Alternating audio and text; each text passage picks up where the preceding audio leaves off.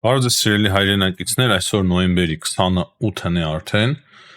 Այս հաղորդման ընթացքում հիմնականում խոսելու ենք, թե ինչ տեղի ունեցավ երեկ, ինչու եպիսկոպոսները, արքեպիսկոպոսները,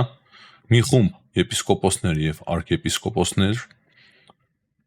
այցելեցին Նիկոլ Փաշինյանին։ Դրանից բացի կանդրադառնանք նաև մի շարք միջազգային հարցերի, սակայն հիմնական թեման, այսօրվա մեր հիմնական թեման հենց սա է լինելու։ Ինչ տեղի ունեցավ երեկ եւ ինչի կարող է հանգեցնել այդ այցը Նիկոլ Փաշինյանին։ Աննախադեպ էր այն ամենը, ինչ երեկ տեղի ունեցավ, սիրելի հայրենակիցներ, ես այսպես եմ գնահատում,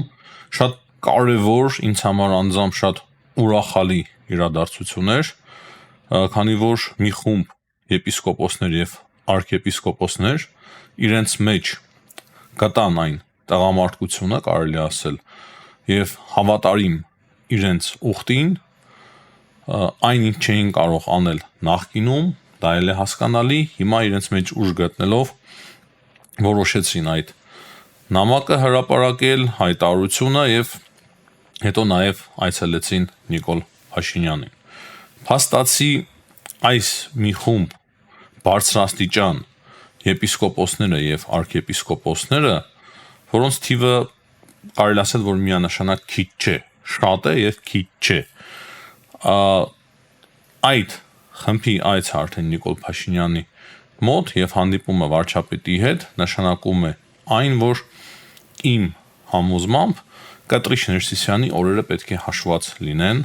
եթե ոչ ժամերը, օրերը պետք է հաշված լինեն Մայր Աթոր Սուրբ Էջմիածնում եւ նա շատ արագ պետք է ազատի վեհարանը։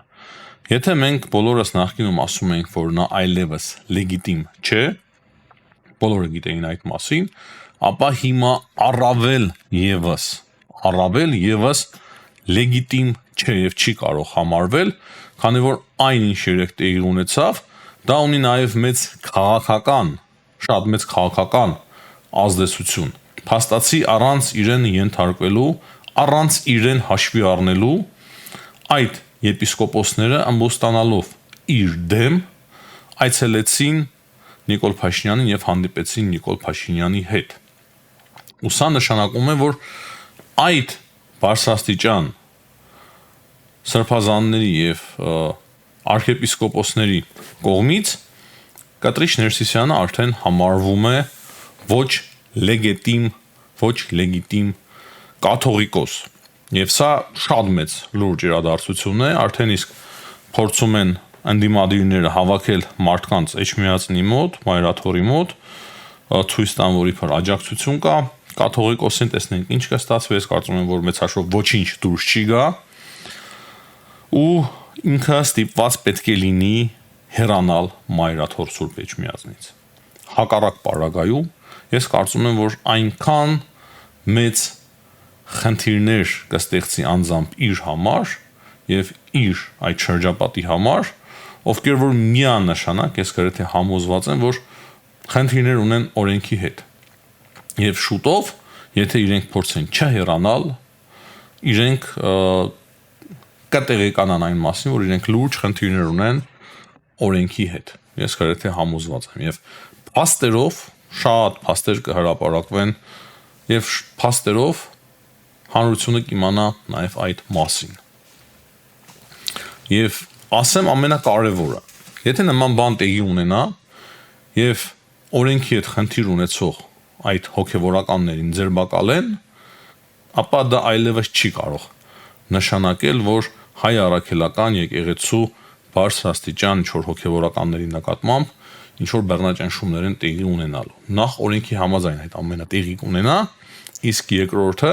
եթե այսքան բարձրաստիճան եպիսկոպոսներ եւ արքեպիսկոպոսներ այցելում եւ հանդիպում են Հայաստանի վարչապետ Նիկոլ Փաշինյանի հետ, ապա իրենք միանշանակ չեն տեսնում այն խնդիրը, որ իրենց հոգեվոր եղբայրների նկատմամբ քաղաքական բռնաճնշումներ են տեղի ունենում։ Սա փաստ է։ Յուրաքանչյուր նորմալ մարդ կարծում եմ հասկանում է սա եւ կհամաձայնվի իմ հետ, որ մինչեւ այդ նամակի հրապարակվելը եւ մինչեւ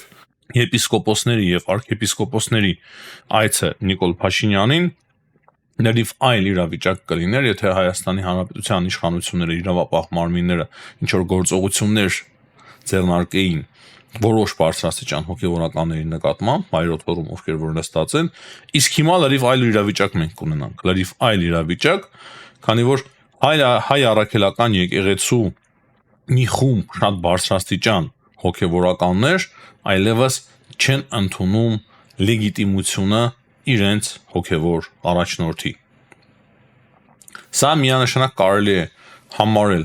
ըմբոստություն, ներքին հեղափոխություն, արդարությունը վերականգնելու համար հայ առաքելական եկեղեցին Քրիստոսին վերադարձնելու եւ հայ ժողովրդին վերադարձնելու համար։ Եվ այստեղ հիմա արդեն ինչքան էլ տանջվեն օտար երկրների հատուկ ծառայությունները, ես չեմ կարծում, որ որևիցե բան կարողանան իրենք հիմա այլևս փոխել, այս գործընթացը անբեկանելի է, անխուսափելի կհանգեցնի նրան, որ Կտրիչ Ներսիսյանը իր բարի կամքով թե այլ ձևերով միանշանակ կազատի մայրաթոր Սուրբ Էջմիածինը։ Եվ դա ոչ թե կլինի Նիկոլ Փաշինյանի հաղթանակը, դա կլինի, կրկնեմ, հայ առաքելական եկեղեցու հաղթանակը, հայ ժողովրդի հաղթանակը եւ ընդհանրապես արդարության հաղթանակը։ Այլևս երբեք հայ առաքելական եկեղեցին չպետք է ունենա մի կաթողիկոս, որը որ քաղաքականացված է, որը որ խախտում է հայ առաքելական եկեղեցու ամենակարևոր կանոնակարգերից մեկը եւ համատարած վարքաբեկում է հայ առաքելական եկեղեցին։ Հայ առաքելական եկեղեցու պատիվը պետք է վերականգնվի եւ ժողովուրդը, հայ ժողովուրդը պետք է կրկին հավատ ունենա հոգևորականների նկատմամբ, եկեղեցու նկատմամբ։ Սա առաջնային շատ կարևորություն ունի մեզ համար եւ Հայաստանի պետականաշինության համար։ Ոչ միայն հոգևոր նորոգման համար է դա կարևոր, այլ նաեւ պետականաշինության համար։ Եվ միանշանակ դերևս նաեւ 21-րդ դարում, ինչքան էլ որ ժամանակակից է դարել աշխարհը, այնուամենայնիվ շատ բան է կախված եկեղեցու դիրքորոշումից պետության ապագայի հարցով։ Այսինքն եկեղեցու դիրքորոշումը, կեցվածքը միանշանակ դերևս ուղիղ կապ եւ առնչություն ունի մեր ազգային եւ պետական անվտանգությանը։ Եթե հիմնավոր կասկածներ կան, որ որոշ բարձրաստիճան հոգևորականներ կապ ունեն օտար երկրների հատուկ ծառայությունների հետ, ապա քո երկիրը եւս միանշանակ վտանգված է։ Քո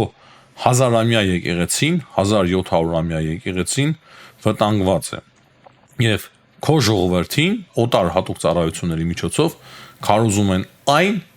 ինչ իրենց է պետք, ինչ օտարին է պետք։ Եվ հետևաբար շատ առաջնային է, կարելի ասել ամենաառաջնային հիմա գործերից մեկ այն է, որ իրոք մենք կարողանանք վերականգնել մեր եկեղեցու համբավը, ունենանք նոր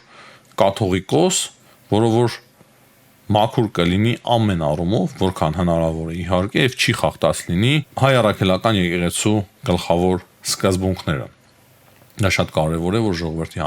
ժողովրդի մեջ համբավը վերականգնվի եւ շշուկներ, բամբասանքներ ամենուր, ամեն անկյունում չլինեն այս կամ այն հոգևոր սպասավորի մասին։ Ես գիտեմ, որ շատերը հիմա կասեն, թե այդ սրբազանների մեջ հնարավոր է եւս կային մարդիկ, ովքեր որ նույնպես խախտել են կուսակրոնության ուխտը։ Միանշանակ ես էլ կարող եմ այդ մասին պնդել, բայց հարիկ երկու մասի տարանջատենք այս ամենը։ Այն սրբազանները, որոնք որ գնացին 3 հանդիպման Նիկոլ Փաշինյանի հետ, դրանք չէին կարող ուղղակի կապված լինել ռուսական հատուկ ծառայությունների հետ։ Ուղղակի տրամաբանության համաձայն այդ մարդիկ չէին կարող լինի կապված ռուսական հատուկ ծառայությունների հետ, հակառակ պարագայում իրենք չէին լինի Նիկոլ Փաշինյանի գրասենյակում, այլ կլինեին մայրաթոր Էջմիածնում եւ հոգի էին տալու Կտրիչ Ներսիսյանին։ Եթե այդ սրբազանները կարողացան իրենց մեջ ուժ գտնել եւ այցելել Նիկոլ Փաշինյանին, սա արդեն մեկ շատ կարևոր տեստ է, որ այդ մարդիկ կապված չեն ռուսական հատուկ ծառայությունների հետ, անկախ են ռուսական հատուկ ծառայություններից, իսկ դա շատ կարևոր է, չափազանց կարևոր է։ Երկրորդ հարցը այն է, որ այդ անձանց, այդ սրբազանների միջից վաղը, եթե ընտրվի ամենայն հայոց նոր կաթողիկոս, ահա այդ մարդկանց միջից պետք է ընտրվի այնպիսի կաթողիկոս, ով որ պահել է կուսակրոնության ուխտը եւ համեմատաբար բոլորս էլ մեղավոր ենք, բոլորս էլ սուրբ չենք, համեմատաբար մաքուր կյանք է վարել բոլոր առումներով եւ հայրենանվեր անկախ անձնավորություն է։ Սա է իմ տեսակետը, սիրելի հայրենակիցներ, եւ ըստ ինձ արդեն կրկնեմ, շատ բան է փոխվելու արդեն շատ շուտով, մայրաթորը ժողով է գումարում, կրկին ուզում եմ պատժել այս սրբազաններին, ովքեր որ ամբոստացան Կտրիչ Ներսիսյանի դեմ, բայց տեսնենք թե ինչ դուրս կգա։ Ես կարծում եմ, որ ամեն օր եւ ամեն ժամ օղակը Կտրիչ Ներսիսյանի շուրջ սեղմվում է եւ նա այլևս չի կարող շատ երկար շարունակել մնալ հայ առաքելական եկեղեցու գերագույն հոգևոր առաջնորդի պաշտոնին։ Հիմա առաջարկում եմ անցնել միջազգային հարցերի քննարկմանը, սիրելի հայրենակիցներ։ Երեք մի շարք հայտարարություններով է հանդես եկել Վլադիմիր Պուտինը։ Տեսակ Վլադիմիր Պուտինը շատ էր ոգևորված հանդիպելով ՀԱՊ երկրների առաջնորդների հետ, Հայաստանը չկար, բայց փորձում էր ինչ-որ հայտարարություններով կոմպենսացնել Պուտինը։ Եվ Պուտինը փաստացի Ուկրաինայի մասով ասում է, որ Ամերիկայի Միացյալ Նահանգների կողմից առաջարկված կետերը կարող են հիմք հանդիսանալ հետագայում համաձայնագրի համար, խաղաղության համաձայնագրի համար,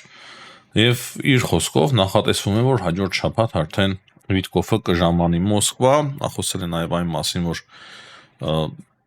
չգիտեմ ինչքանով իմաստուն է ասել, բայց Վիտկոֆի հետ այդ ձայնագրության մասով, որ ինչ է մեզ հետ պետք է հայյանքներով խոսեն այն մարդիկ, ովքեր որ գալիս են մեզ հետ բանակցելու, բարձր որ չէ, նորմալ խոսում է Վիտկոֆը, քանի որ գալիս է եւ բանակցում է մեր հետ։ Այսինքն այդպես է մեկնաբանել Պուտինը այդ գաղտնազերծված հերախոսազրույցները, բայց ամենակարևոր հայտարարությունը այն է, որ Պուտինը փաստացի չի հրաժարվում Ուկրաինայից տարածքները գրավել, ասում է խաղաղություն կլինի միայն այն ժամանակ, երբ որ ուկրաինական զորքերը հեռանան իրենց տարածքներից, այսինքն ուկրաինացիները պետք է հանձնեն Վլադիմիր Պուտինին իրենց տարածքները, հրաժարվեն իրենց տարածքից, որպեսզի պատերազմը կանգնեցվի։ Եվ դրանից բացի ասում է, որ փաստաթղթերը Ուկրաինայի այս իշխանության հետ քննարկել անիմաստ է, նրանք լեգիտիմ չեն։ Փաստացի այնպիսի հայտարարություններ է անում Պուտինը, որոնցով որ պարզ է դառնում, որ կրկին ինքը չի ցանկանում կանգնեցնել այս պատերազմը։ Դեպ է տալիս, բայց չի ցանկանում կանգնեցնել այս պատերազմը։ Այսինքն խոչընդոտ համար առաջին ըստ Պուտինի ուկրաինացիները չեն հանձնվում, չեն զիջում իրենց տարածքները ռուսներին մարտի դաշտում։ Եվ խոչընդոտ երկուս, որ Ուկրաինայի իշխանությունները իբր լեգիտիմ չեն, իրենք էլ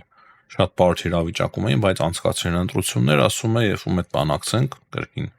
երկը հին դա է, այս իշխանությունները լեգիտիմ չեն։ Ու ամենակարևորը այն է, որ ինքը կրկին այդ երկու պահանջի մեջ ցույց է տալիս Ռուսաստանի էությունը եւ նպատակները։ Գրավել Ուկրաինայից ինչքան հնարավոր է շատ տարածքներ, մնացած հատվածը Ուկրաինայի գցել իր ազդեցության տակ եւ նշանակել այնպիսի ղեկավարություն, որը որ ազդեցություն, որի վրա որ շատ լուրջ ազդեցություն կունենա Ռուսաստանի Դաշնությունը, այսինքն ինչ որ վասալ մի երկիր դառնա Ուկրաինան իր նոր առաջնորդով։ Սա է փաստացի Պուտինի ցանկությունը։ Իսկ Պեսկովը ասում է, որ Ամերիկայի Միացյալ Նահանգները Ռուսաստանին են փոխանցել Ժնևում Կիևի հետ համաձայնեցված խաղաղության նոր ծրագրի կետերը եւ նրանք կքննարկեն այդ կետերը հաջորդ շաբաթ։ Եվ հետաքրքրականը այն է, որ հիմա երբ որ եվրոպացիները քննարկում են թե ինչպես շարունակեն օգնել Ուկրաինային, ավելացնել գումարը, այսինքն նաեւ ինչ որ միտեղ պատրաստվում են վատթարագույն սցենարին, եթե Ամերիկայի Միացյալ Նահանգները հրաժարվի օգնել Ուկրաինային այս բանակցությունների արդյունքներով, Եվրոպան փորձենի ավելի շատ մեծ դեր վերցնի Ուկրաինայի պաշտպանության գործում Վիկտոր Օրբանը, Հունգարիայի վարչապետ Վիկտոր Օրբանը, ինչպես որ փոխանցում է Reuters-ը, այցելելու է հիմա այսօր արդեն Ռուսաստանի Դաշնություն եւ հանդիպում է ունենալու Վլադիմիր Պուտինի հետ։ Ու հիմնական թեման քննարկման նավթի եւ գազի մատակարարման հարցն է, ինչպես նաեւ ռուս-ուկրաինական կարգավորման գործընթացը։ Օրբանը նաեւ խոստացել էր վետո կիրառել ցանկացած փաստաթղթի նկատմամբ, որով որ կառաջարկվի օգնություն Ուկրաինային։ Այսինքն այն բանից հետո որ Դոնալդ Թրամփը այդ ծրագրի մասին խոսեց, հրապարակվեց այդ ծրագիրը, մեծ մասամբ այն հասանելի դարձավ բոլորին այդ կետերը,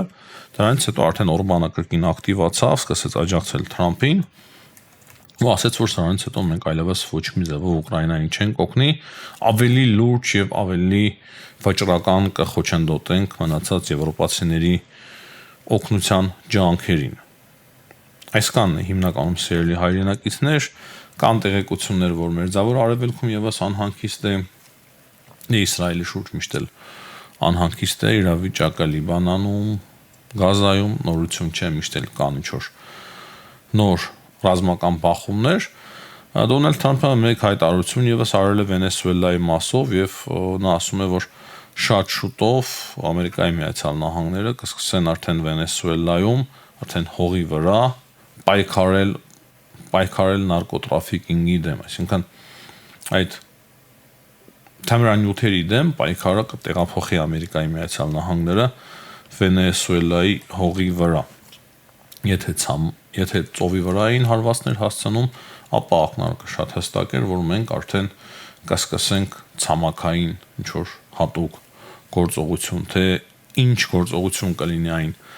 Միանշանակ է, որ ռազմական գործողության մասին է խոսքը, բայց